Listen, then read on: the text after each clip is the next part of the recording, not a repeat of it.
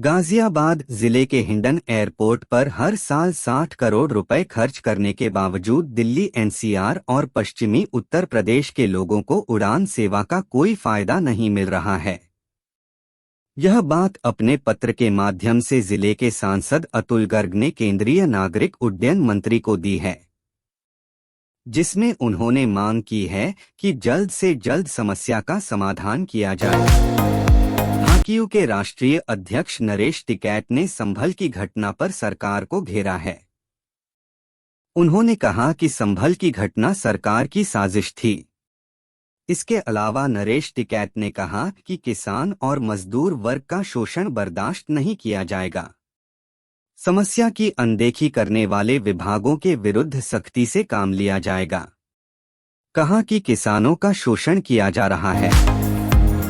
मुख्यमंत्री योगी आदित्यनाथ ने उत्तर प्रदेश के सभी 18 जोन में फोरेंसिक विज्ञान और साइबर सुरक्षा की लैबों की स्थापना की घोषणा की है। उन्होंने कहा कि सभी जोनों में साइबर थानों की स्थापना की जा चुकी है और 1775 पुलिस थानों में साइबर हेल्पलाइन की भी स्थापना कर दी गई है। मुख्यमंत्री ने विद्यार्थियों से अपील की कि हमें लोगों के हितों के लिए तकनीक का इस्तेमाल करना है। चंदौली में अलीनगर पुलिस ने साइबर फ्रॉड के आरोप में 7 लोगों को गिरफ्तार किया है। इनके पास से कई mobile phone, SIM card, ATM card, PAN card, Aadhaar card और चेक बुक बरामद हुई हैं। आरोपी लोगों को नौकरी, पासपोर्ट और ईकेवाईसी कराने के नाम पर ठगते थे। पुलिस ने वाहन चेकिंग के दौरान इन आरोपियों को पकड़ा है। बसपा प्रमुख मायावती ने संविधान दिवस पर देशवासियों को शुभकामनाएं देते हुए कहा कि संविधान कोई दिखावटी चीज नहीं है, बल्कि इसे दिल से अंगीकार करके उसके अनुरूप व्यवहार करना भी बहुत जरूरी है। उन्होंने कहा कि बाबा साहेब डॉक्टर भीमराव अंबेडकर को सच्ची श्रद्धांजलि तभी संभव है जब उनके करोड़ों शोषित उपेक्षित अनुयायियों के जीवन में आरक्षण के जरिए बेहतरी आएगी। संभल में हुई हिंसा के मामले में पुलिस ने कई सीसीटीवी फुटेज जारी किए हैं, जिनमें उपद्रवियों को पत्थरबाजी और सीसीटीवी कैमरे तोड़ते हुए देखा जा सकता है।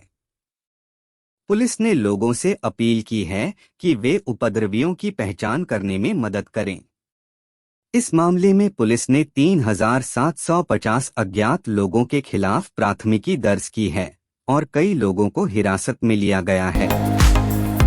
आजमगढ़ पुलिस ने साइबर क्राइम के खिलाफ बड़ी कार्रवाई करते हुए 190 करोड़ रुपए की ठगी करने वाले एक अंतर्राष्ट्रीय संगठित गैंग का पर्दाफाश किया है।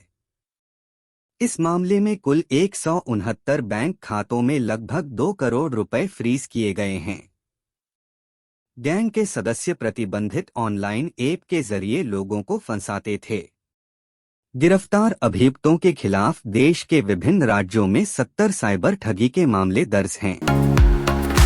कानपुर में एक महिला ने अपने दारोगा पति पर गंभीर आरोप लगाए हैं। महिला का आरोप है कि उसके पति ने उसकी निजी तस्वीरें इंटरनेट मीडिया पर प्रसारित की हैं, उसका शोषण किया है और 14.50 लाख रुपए हड़प लिए हैं। वहीं दारोगा ने आरोप लगाए कि पत्नी ने कई शादियां की और दुष्कर्म का मुकदमा दर्ज कराकर ब्लैकमेल भी किया। शाहजहांपुर में एक मोहल्ले में बारात आई थी। खाने के समय किसी ने शराब के नशे में आतिशबाजी छुड़ाना शुरू कर दिया। दुल्हन पक्ष से जब विरोध किया गया तो विवाद बढ़ गया।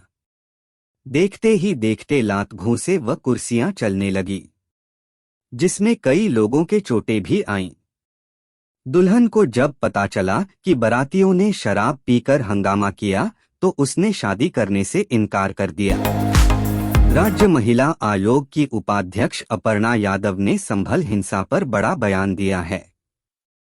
उन्होंने कहा कि प्रदेश में गुंडई और दबंगई बर्दाश्त नहीं की जाएगी। उन्होंने कहा कि पूरे प्रकरण को उन्होंने समझा नहीं है, लेकिन प्रदेश में किसी भी तरीके की गुंडई और दबंगई बर्दाश्त नहीं होगी। आवश्यकता पड़ने पर ही पुलिस और सशस्त्र का प्रयोग किया गया होगा। महाकुंभ 2025 मुख्यमंत्री स्वच्छाग्रहियों एवं सफाई कर्मियों को यूनिफॉर्म किट तथा नाविकों को लाइफ जैकेट समेत विभिन्न योजनाओं से भी लाभान्वित करेंगे। इससे पूर्व सीएम योगी विभिन्न धार्मिक स्थलों में चल रहे विकास कार्यों का जायजा भी लेंगे। योगी सरकार महाकुंभ को स्वच्छ और सुरक्षित महाकुंभ के तौर पर प्रस्तुत करने पर सर्वाधिक जोर दे रही है। इसी वजह से यहां विभिन्न परियोजनाओं पर कार्य किया जा रहा है। संभल हिंसा पर जमीयत उलमाए हिंद के दोनों धड़ों ने कड़ी प्रतिक्रिया दी है। दोनों ने प्रतिक्रिया देते हुए कहा कि पुलिस ने सांप्रदायिक लोगों के साथ मिलकर वारदात को अंजाम दिया। जमीयत उलमा हिंद के राष्ट्रीय अध्यक्ष मौलाना अरशद मदनी ने कहा कि बिना किसी मुस्लिम पक्ष को भरोसे में लिए टीम का दूसरी बार सर्वे करने पहुंचना ही साजिश का हिस्सा है। चित्रकूट लिंक एक्सप्रेसवे के लिए अब तक 69% जमीन का अधिग्रहण किया जा चुका है। भूमि अधिग्रहण की प्रक्रिया तेज करने के लिए हाल ही में 120 करोड़ रुपए की धनराशि और जारी की गई है। भूमि क्रय की स्वीकृत लागत 228 करोड़ रुपए आकी गई है और इस मद में पूर्व में ही 100 करोड़ रुपए की राशि जारी की जा चुकी है। उत्तर प्रदेश के डिप्टी सीएम केशव प्रसाद मौर्य ने मंगलवार को एक प्रेस कॉन्फ्रेंस में समाजवादी पार्टी पर जमकर निशाना साधा। उन्होंने कहा कि उपचुनाव में हार के बाद अखिलेश यादव बौखला गए हैं। उन्होंने कहा कि यह सिर्फ सपा की हार नहीं है, बल्कि यह उन गुंडों और दंगाइयों की हार है जो समाजवादी पार्टी से जुड़े हुए हैं। नेता प्रतिपक्ष माता प्रसाद पांडे ने संभल की घटना को लेकर सरकार को कठघरे में खड़ा किया है। मंगलवार को सपा कार्यालय में मीडिया से बातचीत में नेता प्रतिपक्ष ने कहा कि सरकार का लोकतंत्र में विश्वास नहीं है और वह चाहती है कि उत्तर भारत में सांप्रदायिक तनाव बना रहे। उन्होंने कहा कि हम विधानसभा में संभल के साथ ही बहराइच मामले पर भी सरकार को बेनकाब करेंगे। देश में हर साल 26 नवंबर को संविधान दिवस मनाया जाता है। इस वर्ष भारत में संविधान दिवस की 75वीं वर्षगांठ मनाई गई। इस अवसर पर प्रधानमंत्री नरेंद्र मोदी ने देशवासियों को शुभकामनाएं दी। पीएम मोदी ने कहा कि हमारा संविधान हमारे वर्तमान और हमारे भविष्य का मार्गदर्शक है। आज हर देशवासी का एक ही ध्येय है, विकसित भारत का निर्माण। एयर इंडिया की उड़ान के दौरान सहयात्री पर पेशाब करने के मामले में सुनवाई की। अदालत ने केंद्र सरकार और डीजीसीए को अंतर्राष्ट्रीय स्तर के व्यापक दिशानिर्देश तैयार करने को कहा है। अदालत में 73 वर्षीय महिला हेमा राजारामन की याचिका पर सुनवाई हुई। जस्टिस विश्वनाथन ने भी इसी तरह की घटना का एक अनुभव साझा किया जब वह जस्टिस सूर्यकांत के साथ यात्रा कर रहे थे। कांग्रेस के राष्ट्रीय अध्यक्ष मल्लिकार्जुन खड़गे ने कहा कि देश में अगर फिर से बैलेट पेपर से होने वाली वोटिंग प्रक्रिया की शुरुआत नहीं होती है तो एक बड़ा अभियान कांग्रेस चलाएगी। वहीं उन्होंने केंद्र की सरकार पर निशाना साधते हुए कहा कि प्रधानमंत्री नरेंद्र मोदी जाति जनगणना से डरते हैं क्योंकि उन्हें डर है कि फिर हर कोई अपना हिस्सा मांगना शुरू कर देगा। चुनाव आयोग ने मंगलवार को 4 राज्यों में 6 रिक्त राज्यसभा सीटों पर उपचुनाव की अधिसूचना जारी कर दी है।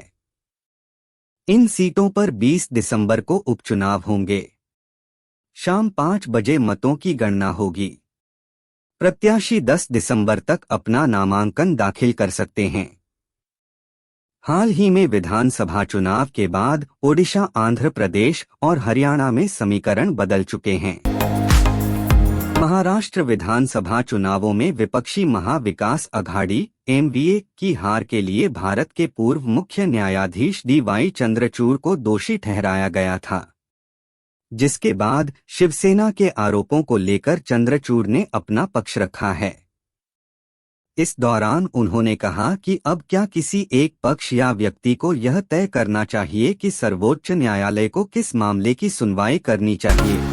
Best suspense thriller on Netflix. मशहूर ओटीटी प्लेटफॉर्म नेटफ्लिक्स पर हर जॉनर की एक से बढ़कर एक सीरीज मौजूद है।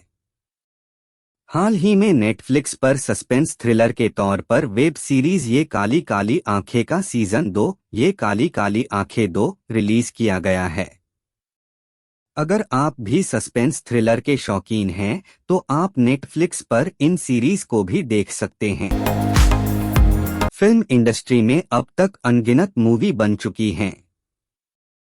कुछ फिल्में थिएटर में पहुंचकर इतिहास रच देती हैं और कुछ अपनी कहानी या अन्य कारणों से बैन हो जाती हैं। आज हम आपको भारतीय सिनेमा की उन फिल्मों के बारे में बताएंगे जिन्हें रिलीज होने से पहले ही बैन कर दिया गया। हालांकि आज के समय में ये ओटीटी पर मौजूद हैं जिन्हें आप देख सकते हैं। साउथ सुपरस्टार नागार्जुन के छोटे बेटे और एक्टर अखिल अक्किनेनी को लेकर इस वक्त बड़ी खबर सामने आ रही है। अखिल ने अपनी गर्लफ्रेंड जैनब रावत जी के साथ सगाई रचा ली है और इसका ऐलान सोशल मीडिया पर किया है। इसके साथ ही हर कोई अब ये जानने के लिए एक्साइटेड हो गया है कि आखिर जैनब कौन है। आइए इनके बारे में जानते हैं। फिल्म डायरेक्टर अनुराग कश्यप की सबसे विवादित और बैन हो चुकी फिल्म 5 को आखिरकार सीबीएफसी ने हरी झंडी मिल गई है। फिल्म अगले साल सिनेमाघरों में रिलीज होने वाली है। इस फिल्म को साल 2002 में बनाया गया था। अब 22 साल बाद ये थिएटर्स में दर्शकों का मनोरंजन करने के लिए तैयार है। फैंस इसके लिए काफी उत्साहित हैं। भारत के लोगों पर इस समय दिलजीत दोसांझ का फीवर चढ़ा हुआ है। दिलजीत शो में गानों के साथ लोगों के साथ तस्वीरें पोस्ट करने और अपने नेक दिल के लिए भी खूब सुर्खियां बटोर रहे हैं। सोशल मीडिया पर सिंगर के क्लिप काफी ट्रेंड कर रहे हैं। वहीं बीते दिनों सिंगर के शो में एक्ट्रेस निम्रत कौर भी पहुंची। इस साल की री-रिलीज हुई फिल्मों में आपको तुम्बाड़ तो याद ही होगी। फिल्म के शैतान हस्तर ने हर किसी के पसीने छुटा दिए थे। तुम्बाड़ की कहानी से लेकर इसके विजुअल्स की सराहना की गई थी। फिल्म में फ्रेम के पीछे काम करने वाले सिनेमेटोग्राफर पंकज कुमार ने पर्दे पर अपनी फिल्म लाने का ऐलान कर दिया है, जिसका नाम कोन्याक होगा। पाकिस्तान और जिम्बाब्वे के बीच बुलावायो के क्वींस स्पोर्ट्स क्लब में खेले गए 3 मैचों की वनडे सीरीज के दूसरे वनडे मैच में सैम अयूब ने इतिहास रच दिया। 22 वर्षीय इस खिलाड़ी ने 53 गेंद पर शतक जड़कर टीम को सीरीज में 1-1 की बराबरी दिलाई। अयूब वनडे क्रिकेट के 53 साल के इतिहास में 146 रन के लक्ष्य का पीछा करते हुए शतक जड़ने वाले पहले खिलाड़ी बने। न्यूजीलैंड के अनकैप्ड खिलाड़ी बेवन जैकब्स ने आईपीएल 2025 नीलामी में मुंबई इंडियंस द्वारा खरीदे जाने का एक मजेदार किस्सा बताया। जैकब्स ने बताया कि उन्हें पहले लगा कि परिवार वाले उनके साथ कोई प्रैंक कर रहे हैं। कीवी खिलाड़ी को यकीन नहीं हुआ कि मुंबई इंडियंस ने उन्हें खरीदा है। बता दें कि मुंबई इंडियंस ने जैकब्स को उनकी बेस प्राइस में खरीदा है। आईपीएल 2025 मेगा नीलामी में रॉयल चैलेंजर्स बेंगलुरु ने इंग्लैंड के ऑलराउंडर लियाम लिविंगस्टोन को 8.75 करोड़ में खरीदा। अब लियाम लिविंगस्टोन ने अबू धाबी टी10 लीग में बांग्ला टाइगर्स के लिए तूफानी पारी खेली। लिविंगस्टोन ने 15 गेंद पर 50 रन ठोके। इस पारी के दौरान 3 चौके और 5 छक्के लगाए। लिविंगस्टोन की इस पारी के दम पर टीम को जीत हासिल की। पाकिस्तान टीम ने दूसरे वनडे में वापसी करते हुए जिम्बाब्वे को 10 विकेट से हराया। ओपनर सैम अयूब ने नाबाद 113 रन की पारी खेली। इससे पहले अबरार अहमद ने 4 बल्लेबाजों का शिकार किया। जिम्बाब्वे ने पहले बल्लेबाजी करते हुए 145 रन बनाए। लक्ष्य का पीछा करते हुए पाकिस्तान ने 18.2 ओवर में 148 रन बनाकर मैच जीत लिया। 3 मैच की सीरीज फिलहाल 1-1 की बराबरी पर है।